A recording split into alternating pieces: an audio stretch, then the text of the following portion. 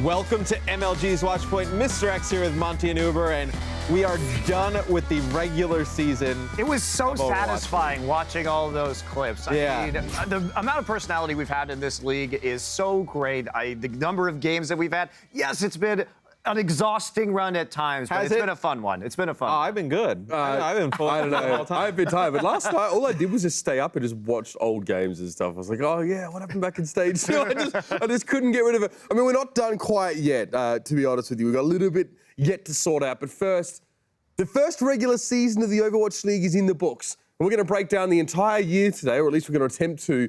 But we'll begin with your biggest stories from an exciting final week. Let's go. Entering week 4, the Gladiators needed just one win to clinch a spot in the season playoffs. Lucky for them, they had the Shanghai Dragons on their schedule on Wednesday. Los Angeles cruised to a 4-0 victory, claiming a postseason berth for themselves and leaving Seoul and Houston with the slimmest of playoff hopes. Houston now needed the Fusion to lose both matches to have a chance at the postseason. They took care of half of that by defeating Philly on Thursday. Then, needing 2 wins themselves to make the playoffs, the Outlaws threw everything they had at sandbagging NYXL on Friday, but it wasn't enough. New York won in the 5th map, eliminating Houston from playoff contention and opening the door for the struggling Seoul Dynasty. Seoul also needed 2 wins and a second Philly loss to make the playoffs. They took care of business against Dallas on Wednesday, making their matchup with the Gladiators the most important match of their season. But Los Angeles wasn't having it. The Gladiators dropped the first map, then went on to win the next 3, ending the Dynasty's disappointing season. The losses by Houston and Seoul allowed Philadelphia to move back into the 6th and final playoff spot. Philly did beat London on Saturday, so they would have been in the playoffs anyway. That loss by the Spitfire moved them down to the 5th spot behind the Gladiators. The Dallas Fuel needed the Spitfire to win 1 map against the Fusion to make the stage playoffs for them, and they got their wish.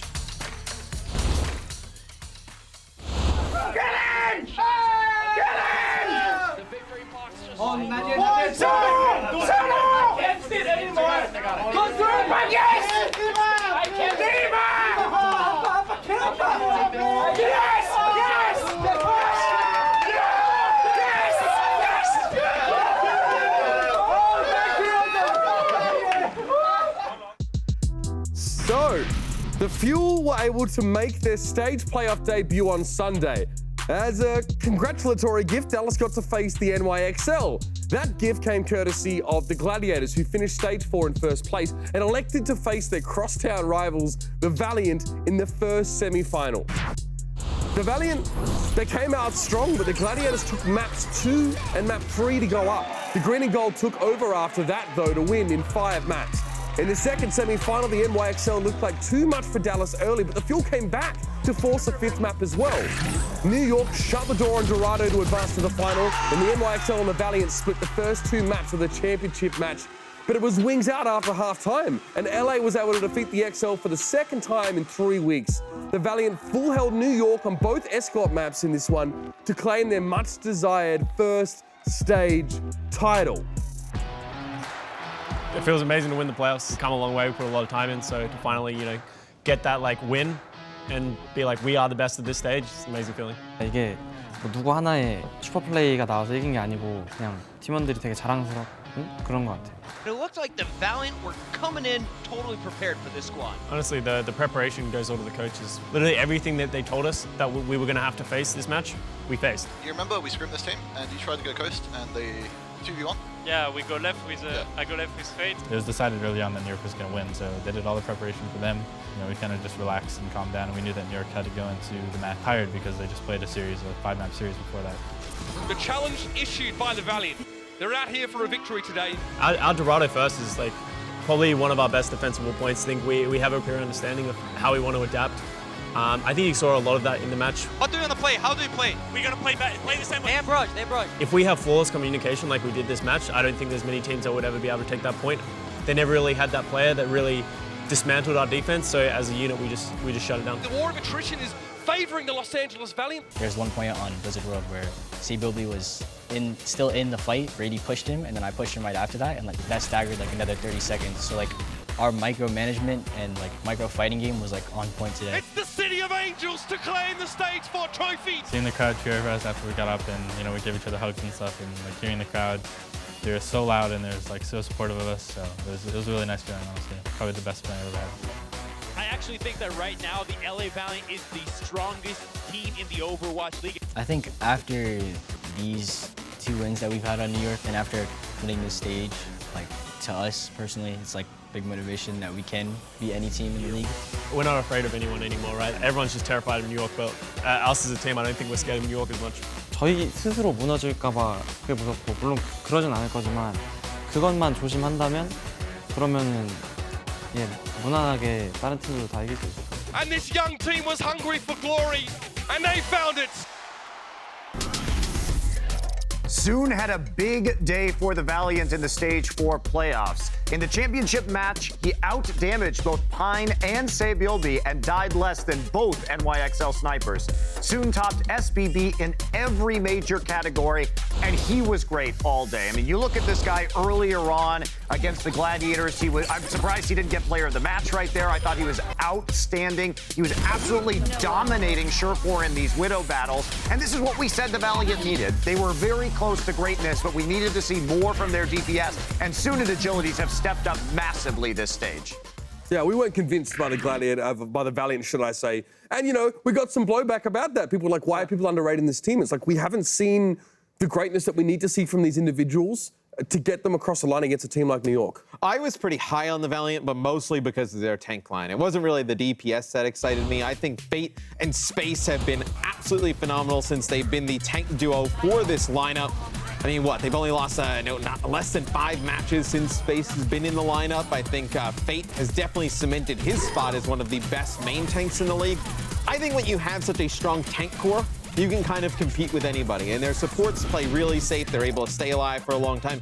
You can see some of the stats here for Fate, man, in Stage 4 and Reinhardt. Very impressive. Well, I think you also, in addition to the tanks, have to talk about their coaching staff because this team is so tight in their execution of their plays and their understanding of the game that it makes the fundamentals look easy when we watch them play, and that's such a powerful thing to have. They are the meta team, you know what I mean? I think one of the most impressive teams about the Valiant, I tweeted about this last night. I think with guys like Custer and Space coming into the team, one of the things we don't see is the quality of leadership they actually bring to this roster. Yeah, Even back on Cloud9 for Space, like back in Contenders, he was leading this roster as a young guy. I could see that he was sort of born to be that kind of guy. And Custer, of course, is an older guy that everyone on the team looks up to. With the addition to the coaching staff, you can see the Valiant definitely dug deep and invested in leadership, and it shows. I would also give a shout out to the Valiant just as an organization as a whole, right? I mean, their season could have went the opposite way real quick. I mean, Stage 2, they finished 4 and 6. They're just completely, in shambles, and they just turn it around. I mean, they bring in a whole slate of new players. They change some things up on the coaching staff, right? So I think it's a big props for them to be able to turn it around that big halfway through the year. Absolutely. I think that's a story that got sort of lost in the mix, which I think is unfortunate. But yeah, credit to the organization. We do have a story, though, that didn't get lost in the mix, which has been the ongoing, I think, leading MVP candidate, which is Jonak and his impact on this league. Remember that he hadn't played professionally before this season and turned out to be by far the best Zenyatta, and he is my pick for MVP. I mean, we've seen stats with him that if he was not in this league, some of the Zenyatta statistics would actually be lower on average by double digits. That's absolutely insane. Look, I think he's by far the best Zenyatta in the league, right? I think we can easily agree with that. I think he's definitely up there in terms of the MVP conversation. I do think, though, they would still be the best team. If he was still a Zenyatta that was still above average and still up in the upper echelon, they still would be the best team. I mean, you can make an argument all year long. They've had one of the best main tanks in mono, one of the best off tanks in Mecco. I'm not saying he's not incredible. I'm just saying that I think there's other parts of this team that are so good. They might still be the best team, but they wouldn't be as dominant. And I think you can't really take that away from NYXL because Jonak is the core of their strategy, right? Everything revolves around him strategically. So by saying they would still be the best team, you have to take another Zenyatta and hope that he has the same level of accuracy in that position. They have enough pieces that they could figure out. The thing about Jonak is the areas that he excels in are actually not areas that you're looking for necessarily your flex support to excel in general, right? So his healing isn't way higher than everyone else's. His transcendence use isn't, 100% the best. he just does so much damage that you literally have another DPS player on your roster. And at the end of the day, people don't want to be told this, and a lot of support mains out there don't want to be told that they need to do damage as well. And that's exactly right. It's because no other Zenyatta can do that while still putting out a very solid, very, very acceptable amount of healing for the rest of their team, and then be literally a third or fourth DPS player. New York just have so much damage output when it comes down to it that like everyone just gets mowed over. Yeah, I mean, it's like, it doesn't even matter what you do in terms of healing, right? Because there's just so much damage coming down from whether it's Mekko, Pine, Libero, Jonak. Like, you can't do anything about it. Well, and part of the MVP conversation with Jonak has to be, how much better is he than the next flex support player? He is so much better than the second best flex support player. That's what makes him so outstanding. Right, well, let's move on, guys, because I know Monty will be campaigning and pontificating for quite a while. Let's talk about the Houston Outlaws for a moment. They were so close to making the playoffs, but they just came off short. I mean, having to go up against New York and get a win to try and get your way in is pretty rough, and they went to all 5 maps, of course, in the end there, but it's been quite a season for this team. Ups and downs for the Outlaws, and this is a team that sort of often played around a meta that didn't intrinsically favor them, right? They definitely, you know, it's a bit of a meme now, but they had a weakness in that Tracer slot. You can see only 15% pick rate for the whole season, a season where Tracer was a staple for, I'd say, 75% of it. Yeah. But you also have to say, okay, they didn't have a Tracer player, but they intentionally walked into this league knowing this weakness, right? And they didn't do a lot until they actually picked up Arhan to address it. So, like, there has been, I think, a management failure at some level to actually shore up the problems early on in the season where they could have gotten a Tracer player much faster. Yeah, I mean, maybe if, their Arhan gets here a little bit quicker and they're able to implement him into the lineup earlier, maybe they're able to turn him into a Tracer player. Maybe they could have given Clockwork another look. But for me, I know for the Outlaws, I think Mumo is the MVP for the Outlaws for me for the season. I think you just look at overall consistency, and I think how competitive the main tank role is overall in Overwatch League. I think it was extremely impressive for him to go out there and do what he did every single game. I mean, there weren't that many games he sat, right? They played Fact Fiction for a little bit, but it was really Muma who was the catalyst for this lineup. And Houston need him to be a survivalist. The way they play really requires him to be up. So quite notable that he has the fewest deaths in the league. Yeah, and I want to talk about this as well. You know, teams that they did not get to play. So the Valiant in stage 1, they're very good, but you can make an argument that that was the Outlaws' strongest stage. Maybe they beat them there. Yes. And then I think you would have definitely favored the Outlaws against the Fuel, the Dragons, in Seoul Dynasty in those respective stages. I mean, it's just the way the cookie crumbles in terms of schedule, right? But I mean, if the Outlaws get one of those teams, or maybe even 2 of them, we're looking at a team that's in the playoffs. Well, actually, if they get one of them, there. Yeah, they get one. just one of them, That's all they needed. I mean, that's a tough break, but you have also, we could talk about these 4 matches, but they also lost a ton of games they shouldn't have lost. Yeah, they had 36 other games to prove that they could have gotten there. So. Yeah, stage 4, they were actually starting to look good, and then it started dropping maps like crazy. So, okay.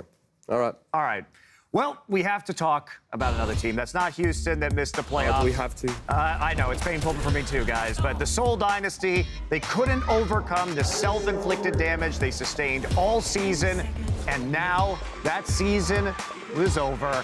And they ended it in probably the saddest way you could end the season. They come into this match, their fate is in their own hands against the Gladiators. They had to pull out that win. Fissure is sick. So Gladiators are lacking their MVP candidate player. It's the 4 and 6 Gladiators. Exactly. Coming out.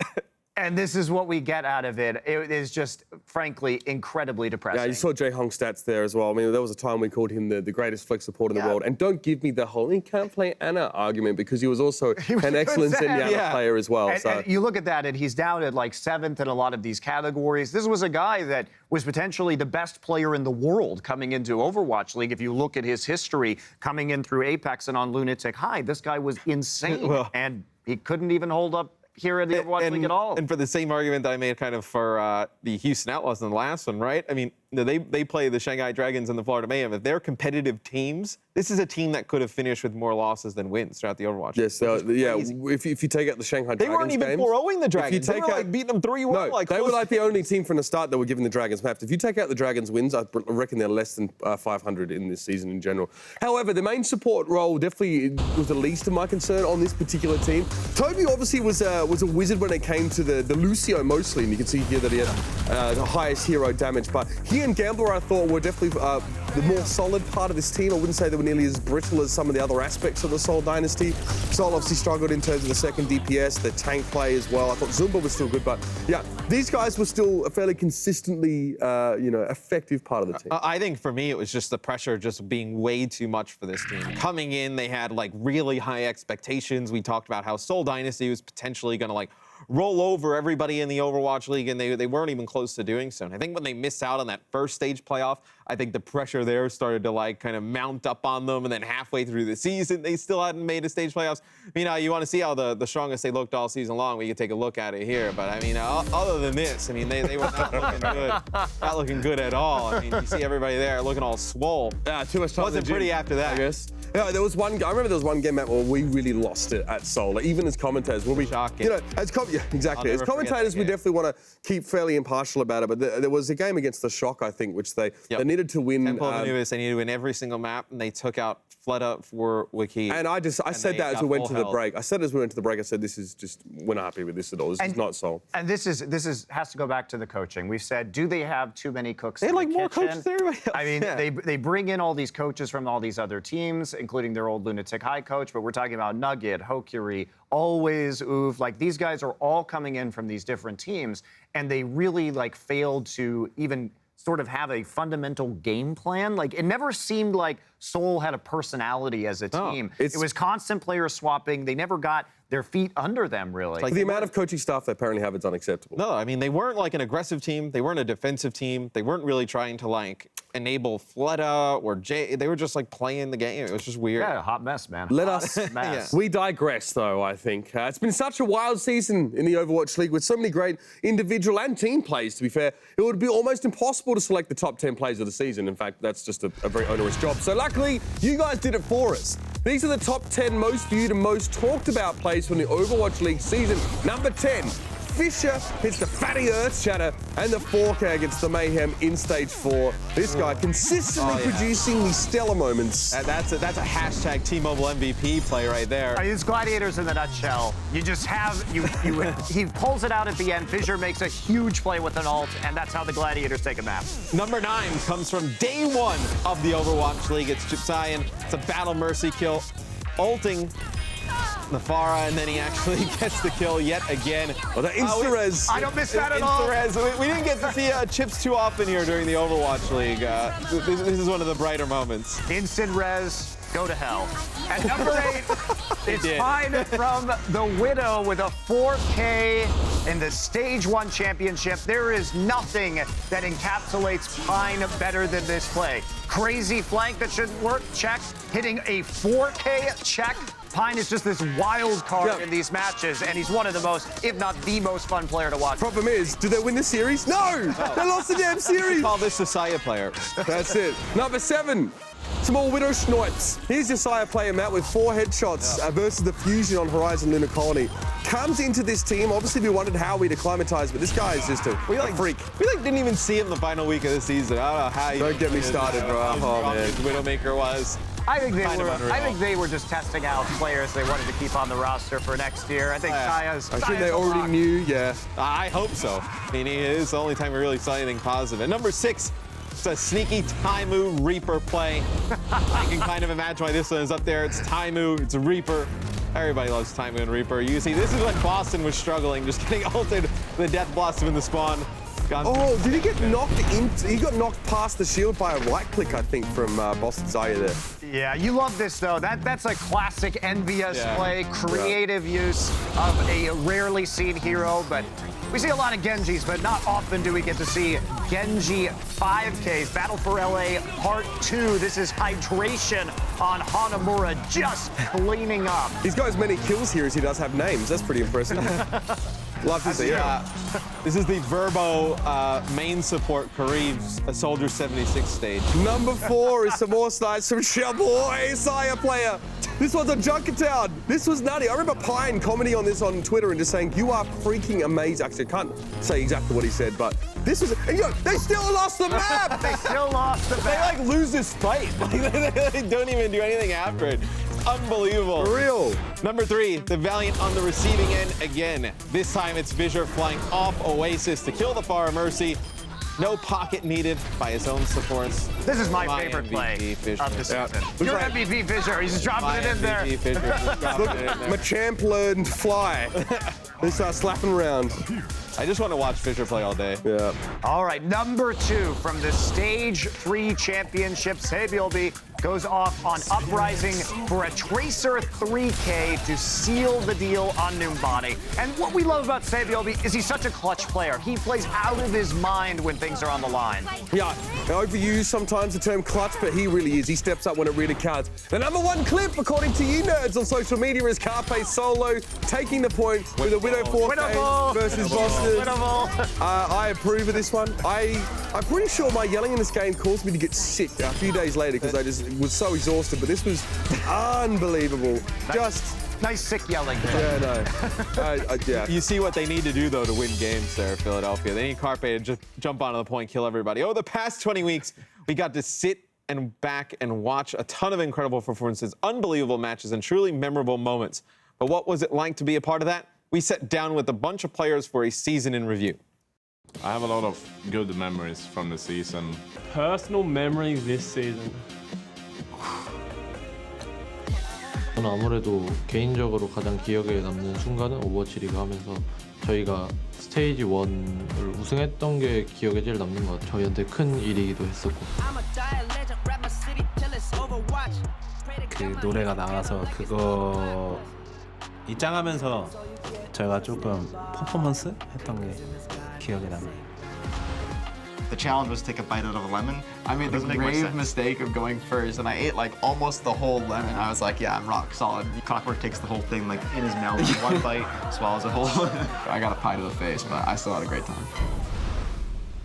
The Architect slicing through everybody with the blade. 스테이지 3 휴스턴 경기 때 이제 겐지로 캐리하는 모습을 보여줘서 킬댓이 23킬 0데스. Architect, man, on his Genji just completely took over. Seeing my parents in the stage, they came up from Australia. Mom's waving an Australian flag, so that was pretty cool. Give it up for the Los Angeles Gladiators. 제가 생각하는 가장 인상적인 그 날은 제가 글래디로 오면서 런던을 부수고 The Gladiators have won the series. I can't believe it. 수많은 사람들이 저의 팬이 되고 수많은 사람들이 저를 알아가는 게 너무 기뻤어요. 하나는 그냥 간단하게 그 뉴욕 스테이지 4 때 뉴욕 이겼을 때 그냥 그때 기분이 좋아서 기억이 남아.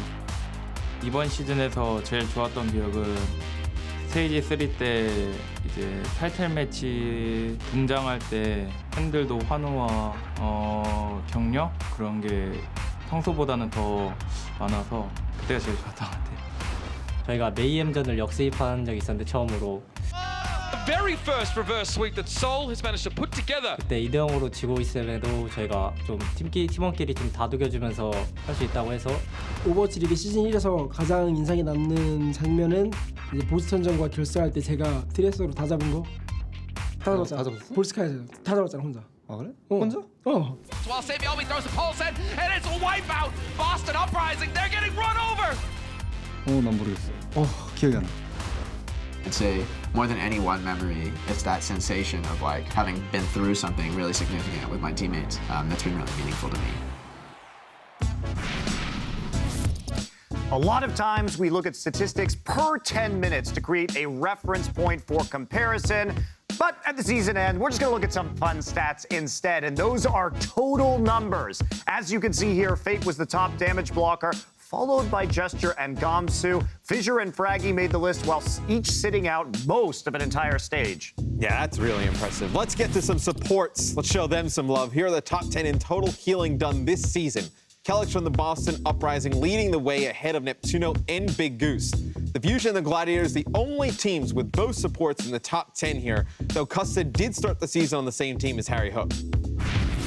Let's get to the good stuff, guys. Total hero damage. Striker leading the team in total damage by over 130k. Impressive. Meko is the only tank in the top 10, and Yabai Dodak, the assassin, is the only support represented.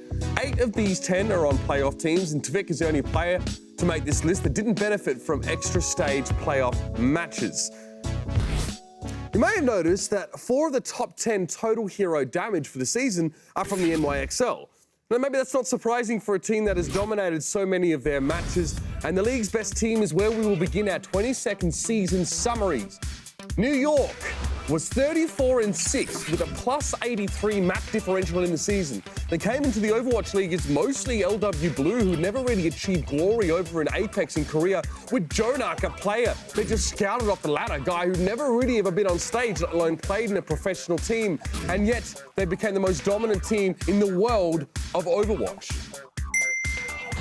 The Los Angeles Valiant finished in second place with a 27-13 record. Considering where this team was back in Stage 2, that's actually incredible. They were 4-6 in Stage 2. They looked like a team that was going to go down into the dumpsters. They made a ton of changes and they turned it around. Stage 3 was quite good, but they peaked here in Stage 4. And going into the playoffs, they have a realistic shot of winning the entire Overwatch League. The Boston Uprising went 26-14, which was good for third place. They became our first team ever to have an undefeated stage in Stage 3, going a perfect 10-0. And this is a team that I think has flagged, obviously, since the departure of their coach, Krusty, and probably will lose in the playoffs to the Philadelphia Fusion. So it's been a wild ride for Boston fans, and it's about to end. Righto, the fourth place Los Angeles Gladiators finished at 25-15. Coming to the Overwatch League, no one knew what to expect from this team. A weird mix of Finnish players, Kangana roster, iRemix obviously playing tank, and they didn't start very strong, but the addition of Fisher turned this team into a true powerhouse. The Los Angeles Gladiators now looking very, very good going to the playoffs. Hopefully another battle for LA. The London Spitfire had a losing record in Stage 4, but still finished 24-16 with a plus 33 map differential.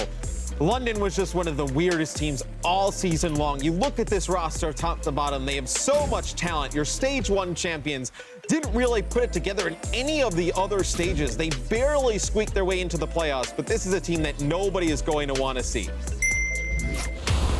The Philadelphia Fusion were the only team to miss the preseason, and they ended with a 24-16 record. Still the greatest. They're still the greatest, I guess. But coming in, this was a team that we knew had a lot of individual talent. The question was, were they going to gel, and how long would they take? Now, they hit some really nice highs at some of the stage playoffs, but at the end here, they're really riding on Carpe. Can he carry them deep in the playoffs? Past Boston. The first team out of the playoffs was the Houston Outlaws at 22-18. All-star, all-American roster put together here, of course, by Flame, who was an ex-player himself. A lot of players that have represented the US in the World Cup before. We knew the synergy would be there, but they walked into a meta that really didn't favor them that much, and they struggled to make ends meet without a real strong tracer player. The Seoul Dynasty were preseason favorites to win it all, but finished in 8th place at 22-18. Look, even though the Shanghai Dragons go 0-40, I think you can make a stronger argument that Seoul Dynasty was the most disappointing team all year long with how good they were in Apex. They looked good in the preseason and just could not put it together over the course of the year. I think you look at this team, maybe next year they bounce back with some extra talent and they're there in the playoffs. And now the San Francisco Shock went just 17-23, but 11 of those wins came in stages 3 and 4. And the big reason why, their young talent turned 18. They added Architect. They took Krusty from the Boston Uprising, put him in the head coach position. And this is a team that's on the rise. Their players love playing the game. They're not tired. They're focused on the league. Season 2 is going to be big for them. The Dallas Fuel struggled most of the season, finishing 12-28, but they did make the Stage 4 playoffs. They came in as the kings of the West, the greatest Western team in Overwatch, envious with Seagull, Taimu, Effect, all the greats, but they struggled. Their synergy wasn't there, and it was a brave new world of the Overwatch League. Looking forward, though, towards next season, they're looking much better. They hit their stride here in Stage 4, and things are looking bright. The Florida Mayhem won just 7 matches after playing half of the season with the league's smallest roster. And coming in, this is a team that had just barreled through EU contenders. They ended up losing in the finals there to Gigante, but everybody had high hopes for this Mayhem roster coming into the season, and they just did not deliver. They added some pieces halfway through with Zappa's awesome guy and Saya player. It didn't make much of a difference. Expecting a whole new Mayhem next year. So, this is my third take on the Shanghai Dragons, and everything I have said previously Please just be nice this time. Deemed unacceptable. Trying to get to the cafeteria, dog. So, we're running late. It was not a good season. They were 0-40. They played badly. They didn't win. 0-40, not ideal. There's not a lot of good things to say. They had some good players. Look, guys, in just a bit, we ran this quite a few times, okay? We had to get that one out of the way. In just a bit, we'll be offering our overall hindsight for the first Overwatch League season. Plus, summer's here and school's officially out. We'll sign some team yearbooks and give away some most likely 2 awards in just a bit. This is Watchpoint.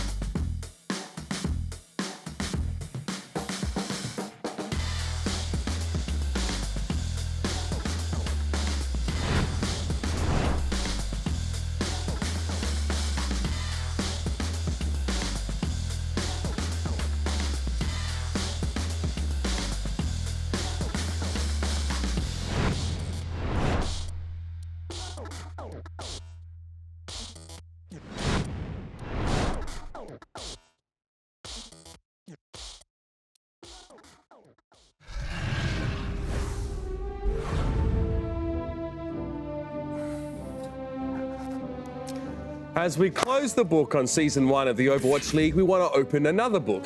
School's out for summer, fam. This is your Watchpoint High Class of 2018 yearbook. Now, apparently Americans do this. So, Monty, start us off with some superlatives. All right, let's start with most likely to succeed. It's the San Francisco Shock. As we said, this is a young roster who won 11 games in the final 2 stages. They are loaded with talent, and now they have a great coach to back them up. Sky's the limit for them next year. That's the most optimistic I've ever heard you. Yeah. Hey, I'm bullish on the Shock, man. What can I Very say? nice things to say. Next up, it's the most likely to see 9. This one goes to the London Spitfire. This is a weekly occurrence from London. And I remember looking at the Dallas Fuel video, cheering them on at the end against Philly Fusion. All Dallas is screaming is, don't see 9, don't see 9. That's how regular of an occurrence. We see right there, they see 9 against Dallas in that clip. Every single week. They had to reset the sign quite a few times. Guys, speaking of C9 though, that inspired the next one. Best facial expression goes to Miro and Rujie Hong. Both these gems came following the epic C9s from the Seoul Dynasty. Jae Hong looked like he saw a ghost. I said they looked like stunned mullets, I said at the time. Oh my lord. Miro's maybe better. He's like, oh no, I'm definitely on it. The coveted Best Sniper Award is next. So many candidates, but it has to be the big boss, Pine. Was there ever any doubt? Yeah, he's one of the most electric players we have in the Overwatch League. His style is just so flashy, and his mechanics so awe-inspiring. Love it. Love seeing him. Love his walkouts. Love his sniping. Look at love that. everything about Pine. Look at his stats are amazing as well. Yeah. Beauty and Brains is next. Who else? It's Jake. Can't really be much of anybody else. I mean, the poor guy. I mean, you know, the people will come down hard on him for his tracer play, but he didn't have any time to practice because he was busy doing Blizzard camera opportunities and freaking documentaries. Class clown, though, has to be Mickey. Every time this guy gets up on stage, there's a magic trick. He's producing something from his pockets. He's trolling one of his teammates. He's poking himself in the eye. This guy Doesn't take himself too seriously. The best was when he brought back from the break, and he was like, "Hello, I'm Mickey with famous people." Joey! And the crowd just went nuts. He is a delight. Best debut was another tough one.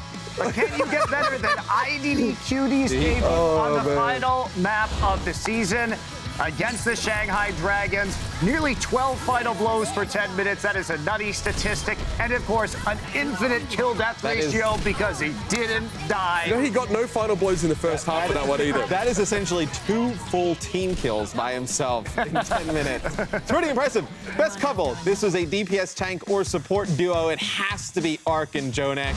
Anytime you see Jonak, you see the damage boost coming in from Ark. This time, though, when you look at here in the clip, you see the damage boost just coming in. So I know these two attached at the hip, but hey, they Ark only stopped damage boosting because he transcended. Yeah, they make the best support duo in the league. Joined at the hip. Question. Still, fantastic play from the two of them. Inseparable on and off the battlefield, so I'm told. The best couple did not win Prom King and Queen, though. That goes to Gesture and Wu Yao for their royal wedding entrance. Love a bit of theatrics here. If you can't find the W's, at least you can find the way to people's hearts.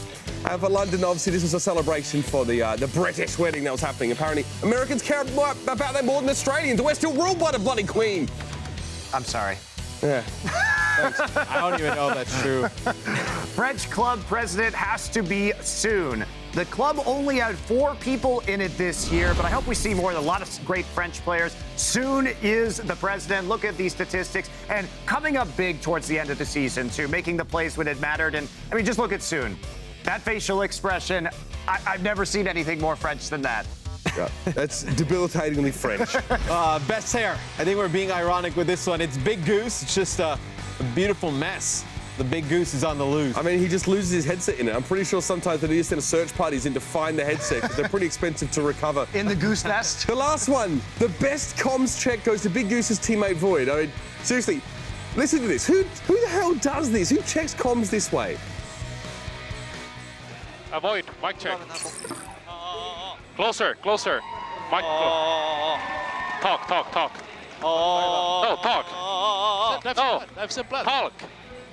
말해봐. No, talk. 월드 하라고 단어를 얘기하라고 단어. 뭐 다이브젠 뭐 이런. Plan. 다이브젠 plan. Yeah, good. Okay. Good. You learned to talk. We actually have one more, Monty. I'm so excited. Since your Liquipedia page has said this for a while, but you've never actually received the award from your high school, we wanted to officially name you most pretentious. Yes, finally. Biggest Reddit riot, rabble-rouser, hard to please, Monty Crispy. I finally won this award for real. It's been on my Liquipedia page for a long time alongside many other lies. And, you know, if people are going to lie about me, I'd really just rather earn it myself. So thank you. Now I have finally won the most pretentious award for real. I gratefully accepted. And now you'll have to delete it off the Liquipedia page. Now it's true. And if you think that's where it stops with him, no, we're going to have him all the way through. Sorry, Reddit. Sorry, Twitter. It's never ending. Cry me some more tears. All right, time to sign a few team yearbooks here for the Watchpoint High Class of 2018. We'll start with the most likely to succeed. We'll sign for the San Francisco Shock. Bruh, not gonna lie, start of the year was hella lame. But after Sinatra's 18th birthday rager, things got pretty lit. Those exchange student architect and Choi boy ended up being pretty cool. Dante and Nevix weren't thrilled, but, you know, they'll come around. You better write me from the World Cup and take lots of photos. I'll be at Camp Krusty learning some new comps. Just hope I don't have to wrestle Dak for a top bunk. LOL. Next year, we won't be underclassmen anymore. We're gonna run this. Stay cool, shock jocks for life. That actually pained me to listen to. Right. That's how I would have wrote it. Okay. Next, we will sign the Seoul Dynasty's yearbook. This probably isn't going to be very fun, it'll guys. be fun. Yes, it will. All right, here we go. Thank God that's over. The other teams at this school are so mean. Wish we could go back to Apex when we were the cool kids. Bummer that Miro and Toby have to go to summer school.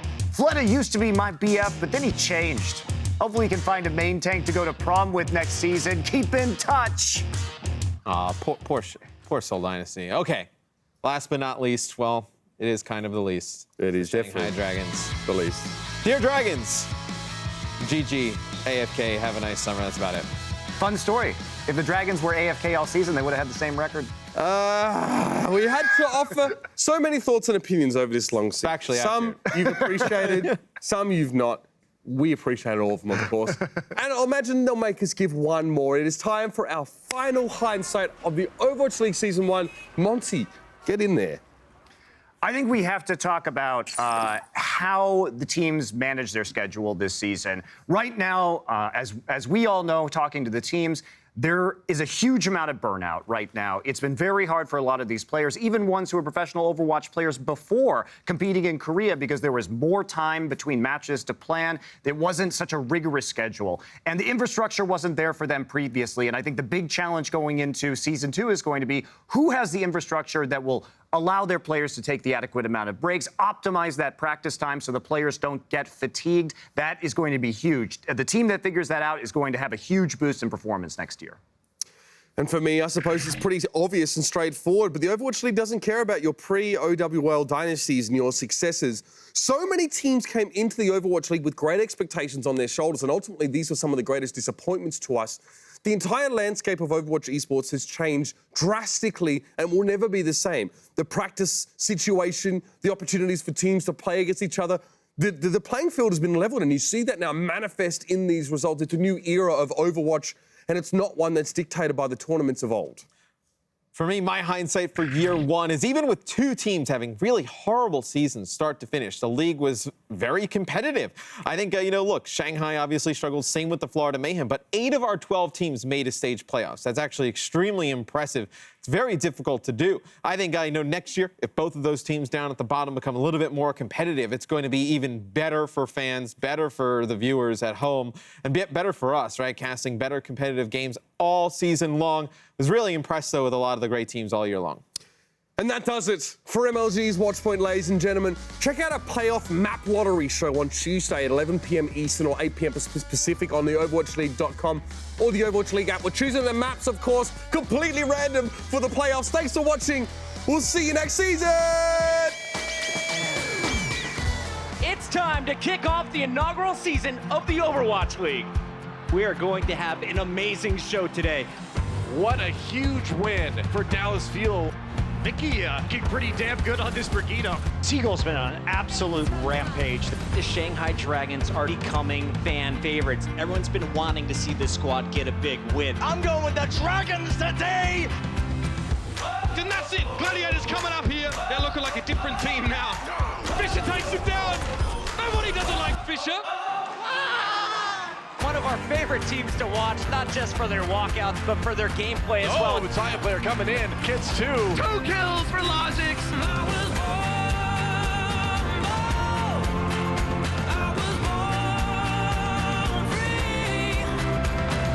Valiant looking strong to start off their new roster in the new stage. It's the City of Angels to claim the stage 4 trophy. I was born bold. London Spitfire will be your Overwatch League Stage 1 champions. It's an arcade of death for Gesture. Boston unbeaten through the stage, a flawless stage 3. Look at Striker, he can't believe it. The emotion and pressure. San Francisco fans, this is what you were promised at the start of the Overwatch League, and now your team is starting to deliver. Really looking good right now.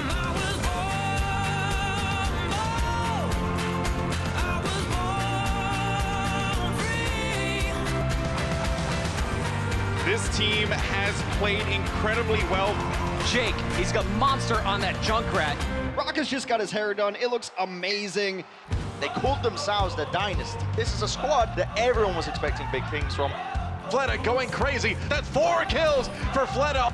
Perfect performance to end the series from Philadelphia Fusion. EQO going ham. Oh my God, Carpe! The man is a monster. New York defend their title. They are the stage 2 and 3 champions of the Overwatch League. The best team in Overwatch today. In 20 weeks in a regular season, finally it has come to a close. What did we do to deserve such incredible Overwatch? I was born bold.